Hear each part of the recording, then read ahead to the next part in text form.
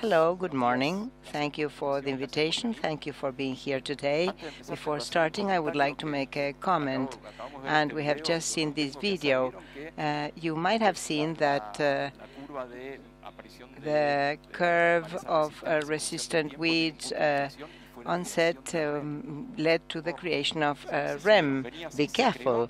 And all of a sudden this was created. Well, this is just a joke.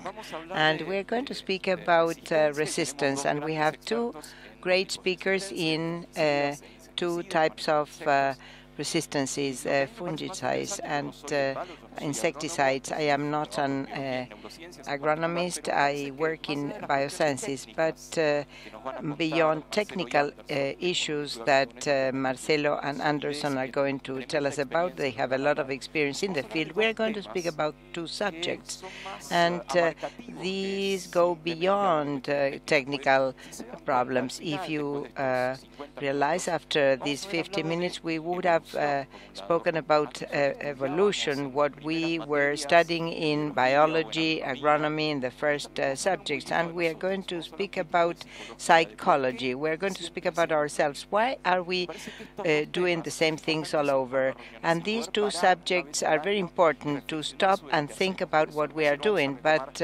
that is going to be discussed at the end. As I told you, my position is skeptical. I am not aware of this subject, so I'm going to be accompanying the presentations and then to think about the discussion.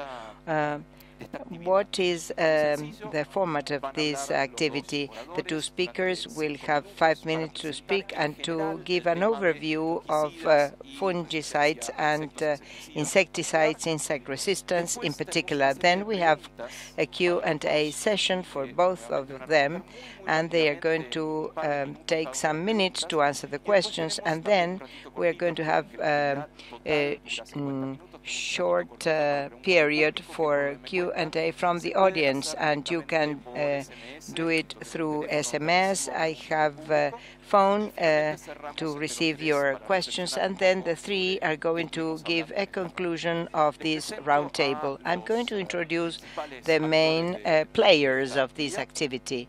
And on the right, you have the agronomist engineer. He has a master in sciences and a PhD, Marcelo Carbon. He is a head professor of phytopathology in the University of Buenos Aires. He is category 1 researcher. He has been working in integrated management of diseases for 25 years. He has national and international papers. He has chapters on the subject, and he's the co-founder of ACEFA, the Commission of Studies of Fungicides in Argentina. And on the left, we have a visitor, a guest speaker. He arrived in Argentina at 3 a.m., and in spite of this, he is quite well. He flew from São Paulo. He is an agronomist engineer. He has a PhD, a lot of experience in the subject. Anderson Bolzan, he has a master in entomology in the University of Pelotas, and also he has another degree in São Paulo University. He has experience in pest management and management of resistance of insects to insecticides, and he is going to speak about corn, and he is working in Arthropod, São Paulo University, and his director has been present here years before. This is the presentation. I'm going to invite Marcelo to tell us about fungicides and resistance. Welcome to everybody. We are going to start with the presentation. I would like to review some concepts, to recognize and to trace some concepts that are related to fungicides and resistance.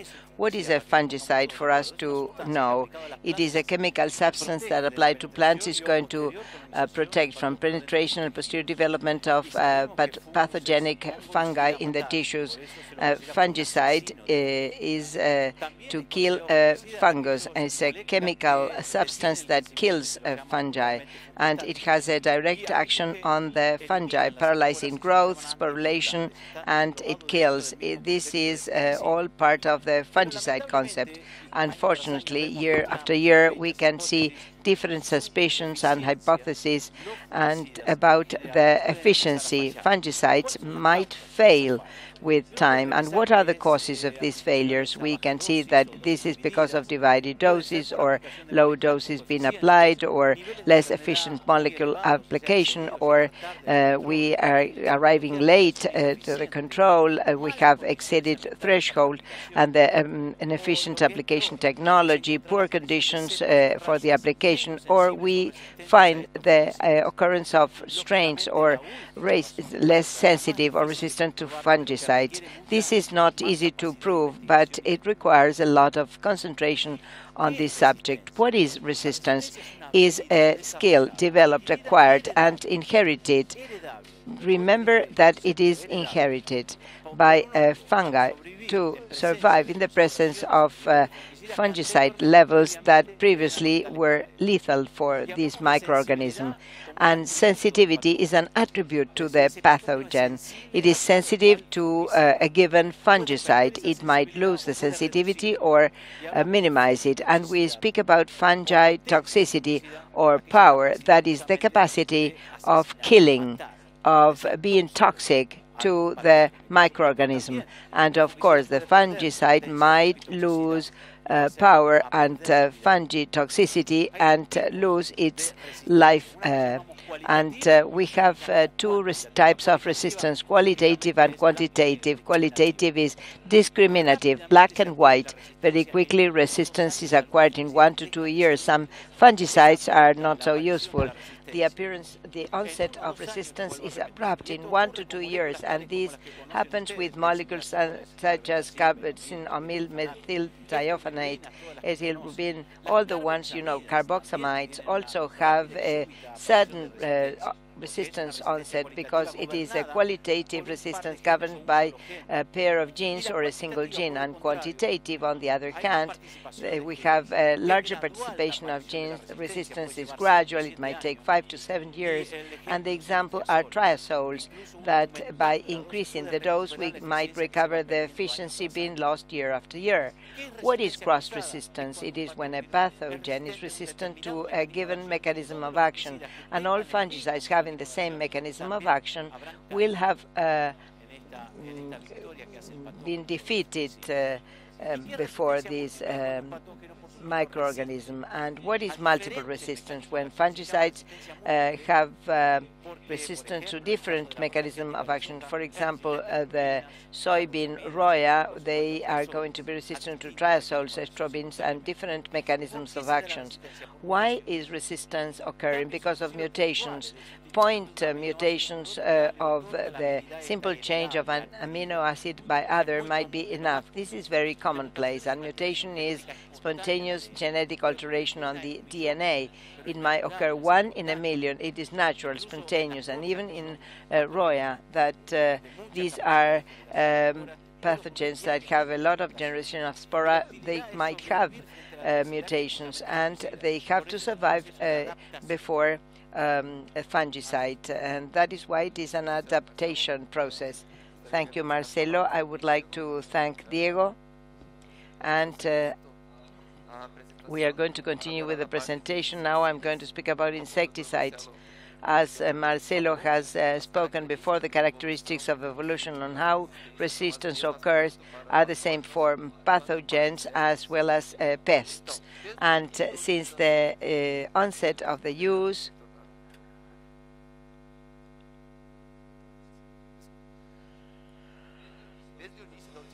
of these products up to the current times,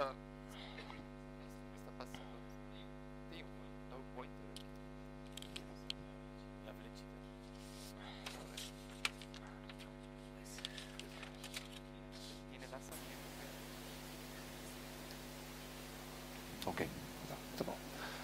¿Vuelves para atrás? ¿Puede retornar, por favor? Sí. A la primera, a la anterior. La anterior. Ahí. Y mantener apretado, ¿no? Certo.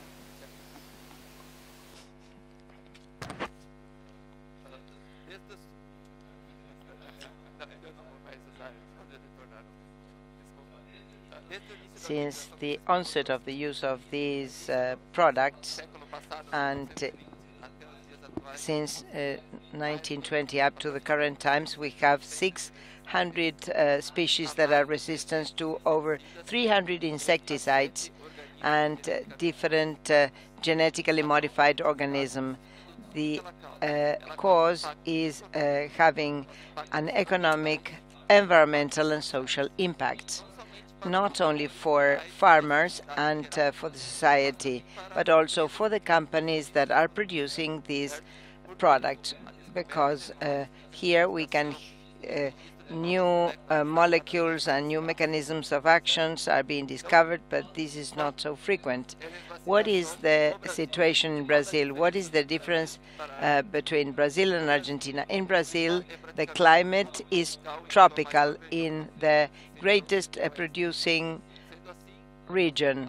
And here we are going to find the greatest number of resistant pests, and in the laboratory of Dr. Moto, and here I'm working in the Arthropod Resistance Laboratory, USP-ESAL, and we have been focusing on the main pests of the Brazilian crops. Not only we are going to monitor resistance, but also we are going to select and characterize the basis of resistance, whether it is dominant or recessive, factors that are very important. For example, the speed of evolution of resistance in the field.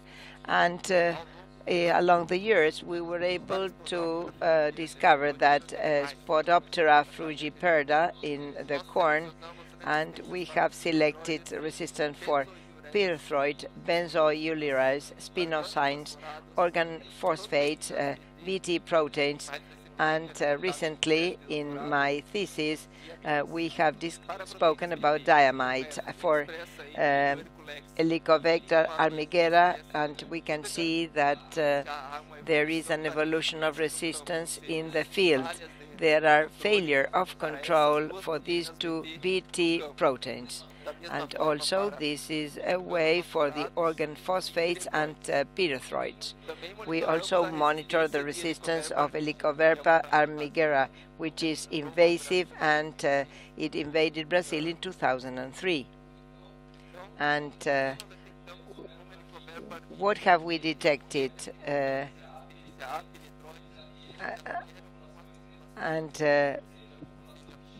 population came from Brazil, and it was resistant to pyrethroid. And this is a result of previous selection. And this really made the control of Helicobacter very difficult in the first years in Brazil. What do we have in Argentina? Está na cultura de milho. Here we can see the maize crops with cases of resistance. We have, for example, Hercolex, also resistant cases 2014, 15, and 16 in the north of Argentina, with a high survival rate in the fields. And the same for Dicrella caralis. And in 2011 and 2012, we had a localized region in Argentina where we have found that there was resistance as well. It was a BT protein. What do we have to learn? Que temos à disposição para o And here we can see that we have to control the pests. And for this, we have strategies for insecticide resistance management. And we have saturation and multiple attack management. And among these strategies for resistance management, we have to take them that they have to be part of an IPM program, that is biological control, rotation of crops, and other types of control. And we have to consider that resistance management should be part of an integrated pest management. Thank you. Thank you very much. You could see that we all understood Portuguese.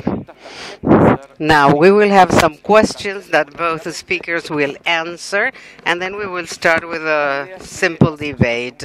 We will have a general question, and then Marcelo answers, and then Anderson. So the first question, you both talk about the problem, fungicide resistance, insecticide resistance, insect resistance, but we don't know how big the problem is. So my first question is, could you tell us how big this problem is, and what is the situation of fungicide and herbicide resistance in the world and in Argentina? Marcelo? The scenario is dramatic. Actually, the number of resistant cases to fungi in the world is very significant. More and more we see cases are reported where pathogens are resistant to fungicides. These are certain charts until 2015, that is 20-30% more.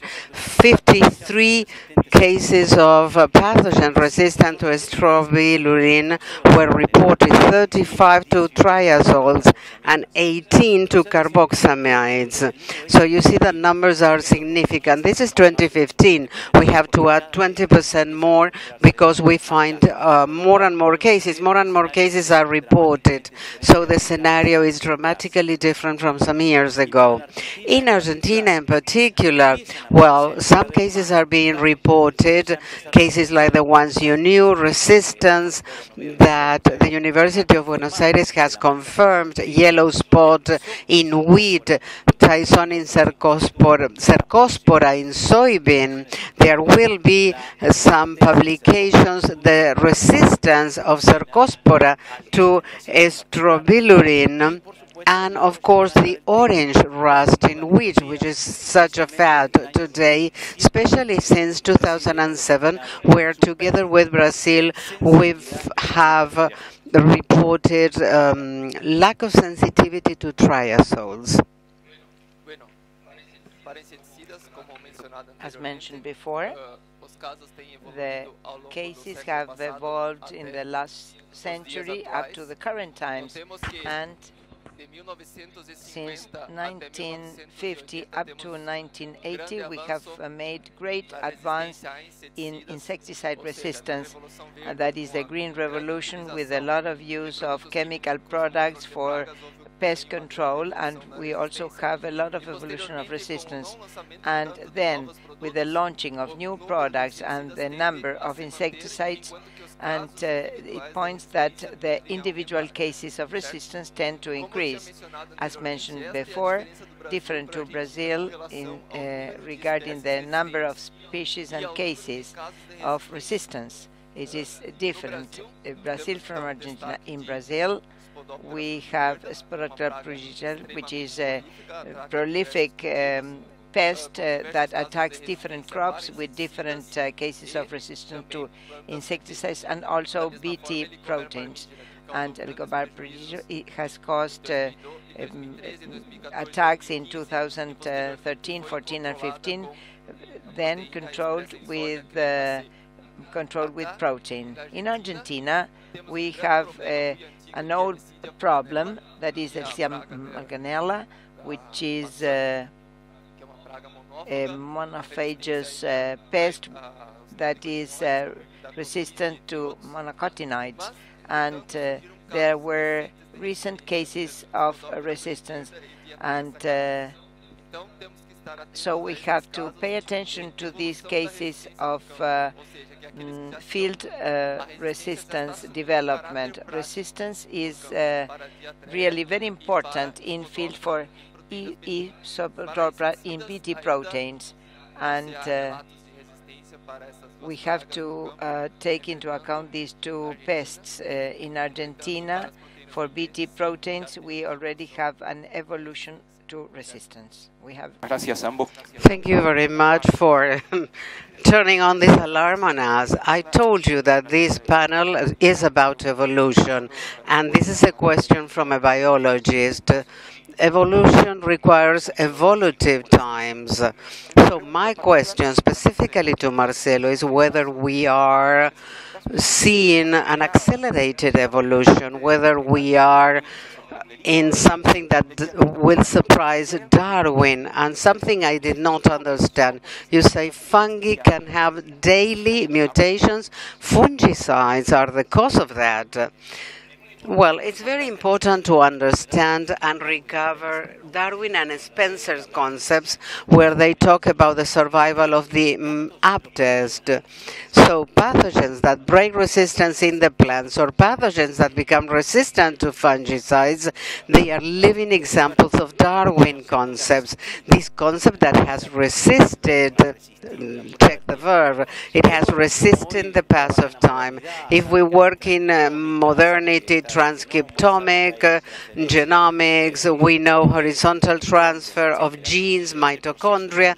The evolution process is much more complex. Eventually, it was unknown by Darwin, but scientific evidence shows that any changes in pathogens that break resistance in plants or become resistant to fungicides, it is a simple mutation that responds to the classic Darwinism. So, if we have to add the neo-Darwinist theories, it introduces mutations as part of the evolution process. Darwin will not be surprised in this case because this is a simple mutation. Fungicides in general, the ones we all use, are not mutagenic per se. They are selecting agents. They select the mutations that happen in the field because of the survival of the most apt to resist. And here, man is the clear example of a selection of that mutation. Those individuals that are sensitive to the fungicide are eliminated, and there's an increase of those individuals who can resist. So this is a selecting agent. Some individuals become resistant, and then we have the complete dominion of the final population. Thank you, Marcelo. Could you think that the evolution theory would have a practical application? It is a surprise to me because I never thought of that.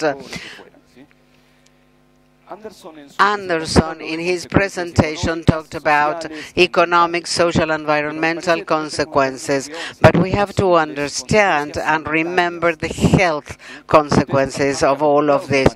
You're used to handle these kind of things when you talk about herbicides, fungicides, but my question is, what is the relationship between the resistance we are discussing with human health, or do they run in different paths?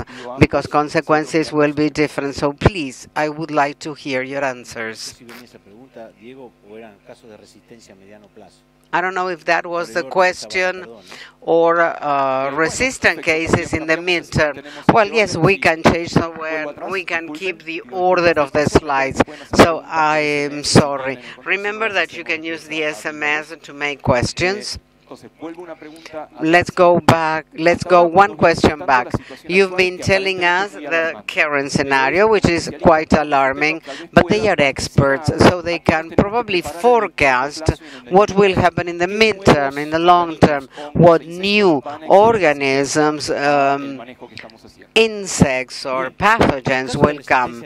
So resistant cases in the midterm that should concern us, and we should make a following of them and research on them, are just some of these. Ramularia in Bali through Ignacio Regarena, who is working on that and will be soon publishing. The blur spot by Bipolaris araucaniana. This is something we are working on in the School of Agronomy.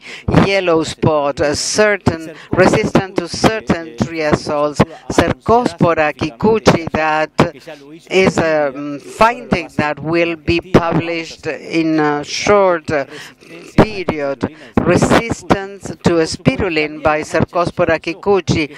The ring spot by Corinespora cassicola. There are experiments here in Obispo Colombres too.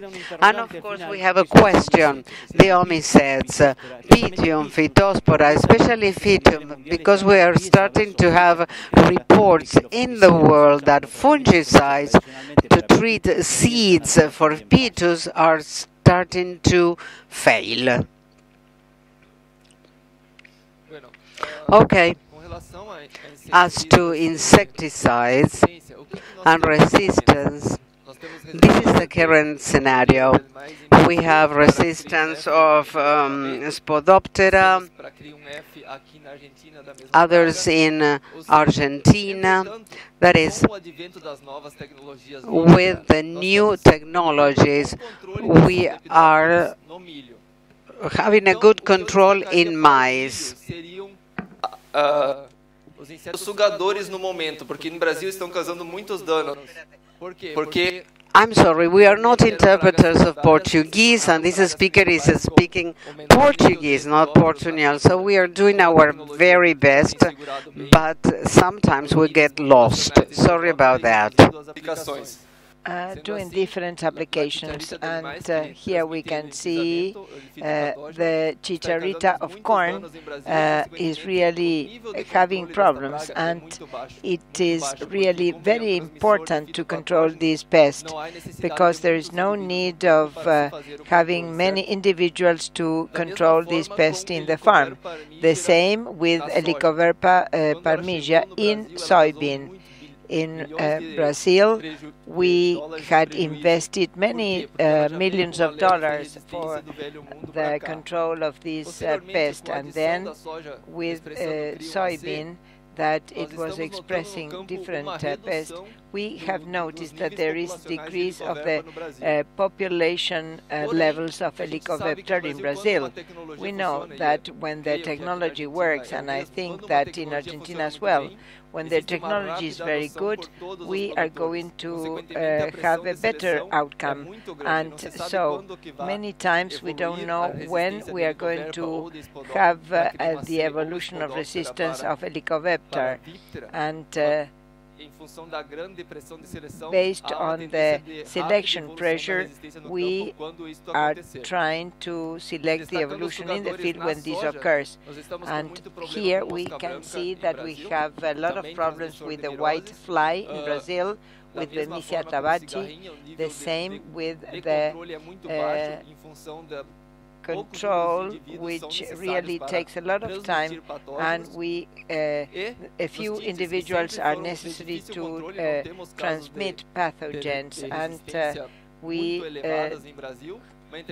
do not have high resistance in Brazil, but the exposure to the plants and the small control of these insects, we, in the cases of the cottonwood, we have many cases of pests that are attacking the cotton fields, and they have been present 5 months in the fields, and we are, we have a selection pressure of the cotton fungi, and we have, for example, pyrethroids and phosphorid organs. These are the pests that are having the greatest negative impact on the crops, and so we have to use Bt proteins, and we have the greatest chances of resistance evolution. So the conclusion is we are not in a good position and it's going to get worse. But if we check the health issues, what I asked before, so what is the relationship between resistance that is being reported with human health? It seems that there's none, but it is dramatic. Aspergillus fumigato is a fungi that is in the environment, in the soil, and it has 100% mortality rate when it affects immunodepressed people, VIH or cancer or anything. There was a project in the School of Medicine, and it showed that the mutations of Aspergillus fumigatus in the hospital were the same than the ones reported in the field. Triazoles are only 30–40% of use. When we apply them on crops, the Aspergillus fumigatus also receives that fungicide, and the mutation happens. That also happens in the vegetable pathogens. So you see here a map. There's a symphony between the pathogen in plants with the pathogens that affect human beings, and the Aspergillus fumigatus is the most clear example. The mutation was in the field, but it also happened in the hospital. So human beings also have to use triazoles to eliminate this pathogen from lungs. But the pathogen is resistant. Yesterday, somebody told me, Marcelo told me, the problem in pediatric hospital or in immunosuppressed patients, there are no possibilities of fighting these infections with fungi because they already come, the patients, with the mutations of happened in the field. It's important that the community knows about this. We have two more questions. Now we're moving to something that is not so technical, a more general topic. The two speakers are telling us that resistance in agriculture is unavoidable. That's Darwin law, new Darwin laws, etc. But if you fumigate, there will be resistance, and these resistant individuals will win the battle. So what can we do? What factors can affect this evolution? And in order to think about this, are there agricultural good practices? We cannot remove resistance, but can we mitigate? Can we retard or make it happen later? So it's important for all of us to understand that the selection that favors resistance is inversely proportional to the control we attain. So every time we do not reach the control, we are favoring resistance. So what can we do to minimize? Many things that we don't do. For instance, integrated management of diseases, change in different MOs, not to divide or lower the rates. That's the worst technical error, because we are allowing the population to reproduce. Alternate MOs, use other measures, defense inducers, for instance, use multi-site fungicides based on kappa. Remember the thresholds and always to monitor. Remember that these strategies to fight resistance should be applied before we have a control failure and not after. And these anti-resistance strategies should ensure that the farmer has got a certain level of control. The factors that affect the fields might be operational, genetic, and genetic are associated to the number of genes associated to resistance or resistant domain. That is how many heterozygous and for example, susceptible homozygous, and they behave as resistant homozygous. And becoming dominant, and also when they behave as susceptible. And it's very important to consider the evolution of resistance in the field, because we are going to see that the heterozygous are going to carry the resistance alleles. The resistance alleles are focused on heterozygous individuals. That is why it's very important to manage heterozygous in the field. We have the different bioecological factors. For example, in annual crops, monophagic, that are going to have a faster evolution to resistance than prolific pests, contrary to what happens in prolific pests that are migrating from crop to crop, and these are going to result in a higher rate of annual problems and also operational problems. We have to use the same mechanisms of action in an adequate way. And what is most important, before developing strategies for management of resistance, we have to consider the natural variability of the pests. We can see that in the south are more susceptible than in the north, and we have to establish these to determine what are going to be the doses to be applied, and we have to concentrate our efforts in the regions where we have a smaller rate of susceptibility, and we are going to have a moderation management, and we're going to be focusing on individual susceptible individuals, and this is recommended in BT crops, and we have to consider the functionality of resistance. Heterozygous, most of BT crops are going to behave as susceptible. That is why we have to have susceptible individuals in the area so as to work with the homozygous. There is also a strategy that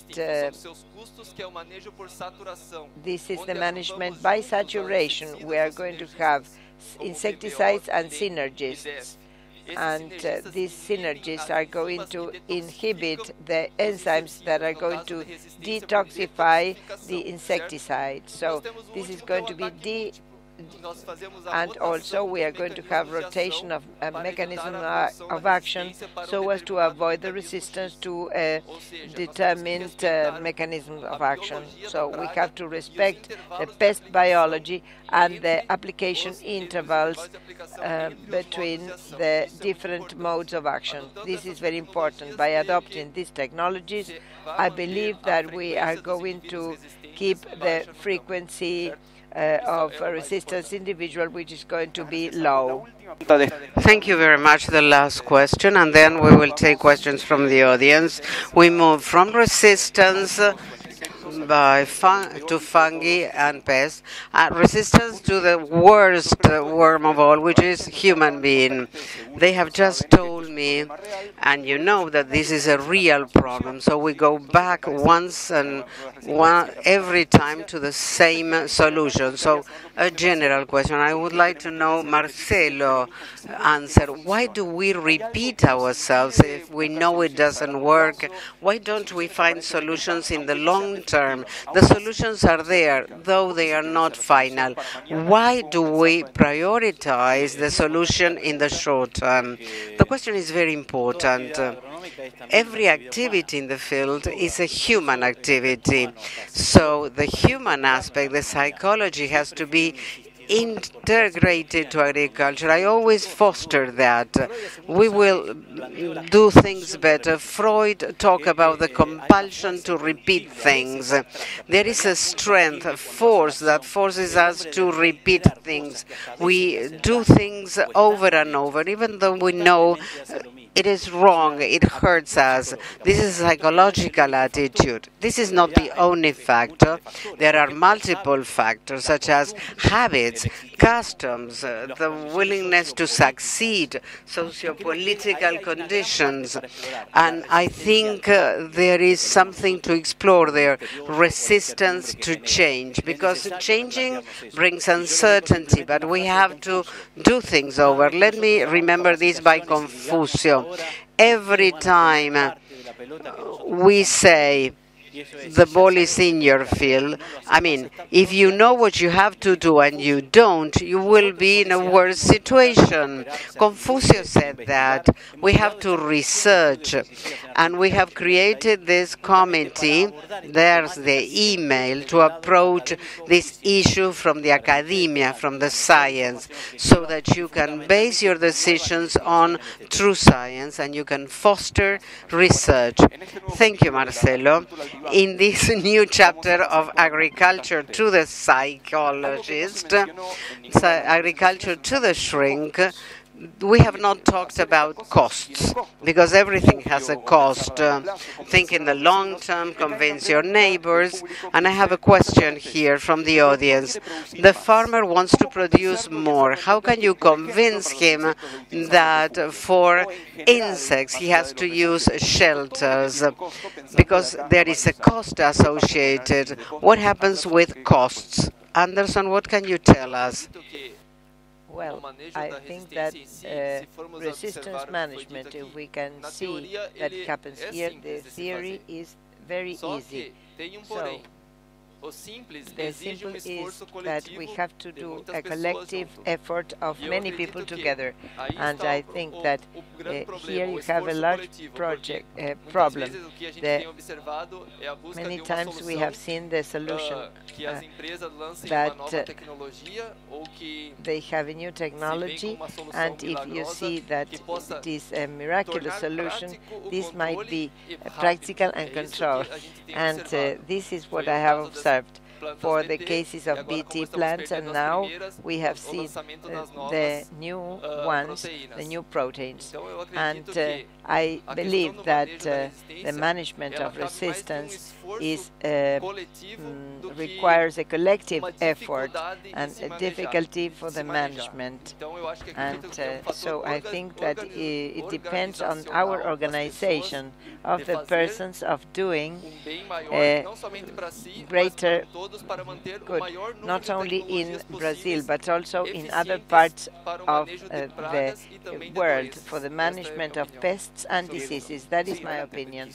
I would like to add something in relation to costs, and if we compare the cost that we are suffering now because we haven't done things correctly, is very high. Costs are very high. Because vegetable production is in a crisis, of course. Imagine how much it costs us to control weeds with fungicides. The cost is very high, so this is not a cost issue, it is an attitude issue, because the costs you're paying and you're facing today are very high compared to the cost of doing things the right way. There are many messages. Somebody says that we need federal planning. Others talk about the role of the government. Well, shelter for susceptible species that can cross with resistance. Why do we need full rates? Is it that one always survives? Yes, there's a debate about rate worldwide. Argentina doesn't have a monitoring program of resistant individuals. We cannot handle the race when a company, after thousands of trials, has defined that there's a range or a certain rate, because after many, many years, the product has been tested and that has been established at the rate. Lower a rate or reducing it allows the most apt individuals to resist and survive. That's why we have to respect the rate. We have to respect the rate, and we have to apply it at the right time. We cannot apply it late because the population is very big. So let's respect and follow the rates, and let's apply on due time. I don't have access to WhatsApp. I'm just reading SMS here. I think that some are sending WhatsApp. My question, would you introduce in soybean a multi-site fungicide? What does it mean?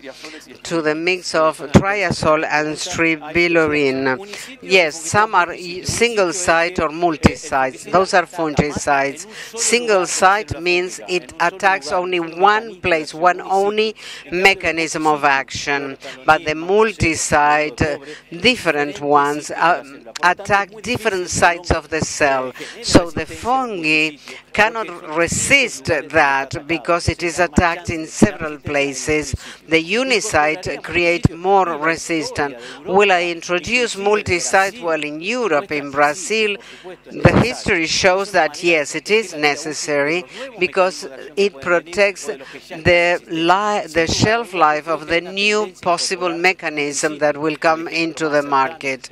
Multi-site. We have an example in Brazil. The Mancozeb is king in the market, together with others that are being marketed to control Asian rust. Somebody called me by phone. I cannot answer that. 2 or 3 questions. What happens with biological control, especially insects? And somebody asks, what happens with Spodoptera control, the biological control? And then to continue with Anderson, somebody is asking the resistance to diamides and whether that, which is started in Brazil, will come here to Argentina. The problem with biological control, as mentioned previously, and here we can see that we have controlled the spores, and we know that the biological control will have results in the mid and long term. It's very important to maintain the individuals and the parasitoids in the field so as to keep low populational levels, and we have to increase the intervals between applications. And also, these represents a huge possibility for the implementation of biological control because it's going to reduce the populational levels of Spodoptera, and also we are going to have a reduction of the application of insecticides.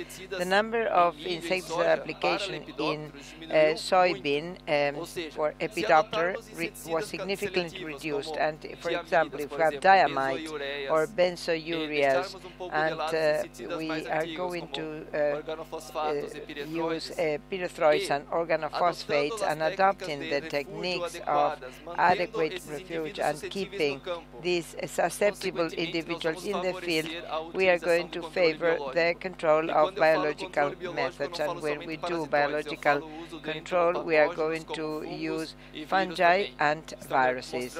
This is showing a lot of efficiency in for the control of Spodoptera. Regarding the diamides, and I think that this is the case because there are some cases of fusible resistance for the evolution of field resistance for Spodoptera in Brazil, and practically all the regions of the country have a high level of survival of Spodoptera, and since there is not a high adaptive cost for the reduction of this rate of resistance, because resistant individuals in the case of I'm sorry, he's speaking Portuguese, it's very difficult for us to interpret. And regarding diamides, and in Brazil and in the north of Argentina as well, because of the migration of resistant individuals to the north of Argentina. And with diamides it occurs the same. And here we can see, for example, diamides in the state of Bahia, and also in Mato Grosso and in the northeastern region. So the people see that along the harvests there is an increase of survival, and we have the monitoring at the laboratory level, and we can see that diamides resistance is also increasing. And is it going to arrive here? I believe it will. We have time for two more questions. Several request specific recommendations, but others ask what is better to avoid resistance. Do we have to use different MOs, alternate them, have them work together? And an associated question is what will happen in the future? New molecules, biotechnology. So what we have now, what is the MO that you recommend? And then what will the future bring? I'm going to speak about insecticides. When I speak about diamide, we can see the advance in 2006, 2007 in Brazil. They came in 2009, 2010, and shortly afterwards there is selective resistance and also a low susceptibility in the fields. Diamides are for pest control, and they were launched 10 years ago. Regarding insecticides or pesticides, I don't have much to say. So it is very important to keep these technologies effective. The management strategies were already described in mechanism rotation, favoring susceptible individuals and the use of culture management, biological control, all the techniques that you are aware of, and they could be implemented. Regarding Bt toxins, this was launched recently, but we don't have a provision of other Bt proteins in the short run. So we have to keep these technologies effective. Marcelo, well, briefly, we have to understand that we are facing an enemy that has been here for many years. Pathogens were reported from the Paleozoic time, so it is much more apt than we are. So we have to start doing things the right way. When we say coordinate or alternate MOs, many people think that's enough. No, it's not enough, because if you introduce different MOs, but not all the molecules are enough for the pathogen. So you cannot combine fungicides unless they are effective to kill that pathogen. Same thing again, when we talk about the future, we talk about big data, satellites, but in the short term, we have to talk about monitoring. We have to stop, we have to respect thresholds. That is future agriculture too, because we are not still doing it. I am pessimistic, and it seems that the wheat crisis was not enough to feel what may happen and start doing things better. Thank you very much. We have to stay here. Agriculture can leave the shrink now. It seems that being is easier than seeming. So I am not an agronomist. The two experts are really experts, so this is beyond technical matters. We have to think about evolution. We have to think about psychological attitudes. There's a problem, and the problem is being recognized, which wasn't a few years ago. So the solutions are there. Sometimes they are not used. They are not used the right way. It is not only in the molecules. So please, the next session, in the next Congress of APRESID, we will have Lacan-based sessions. Thank you very much.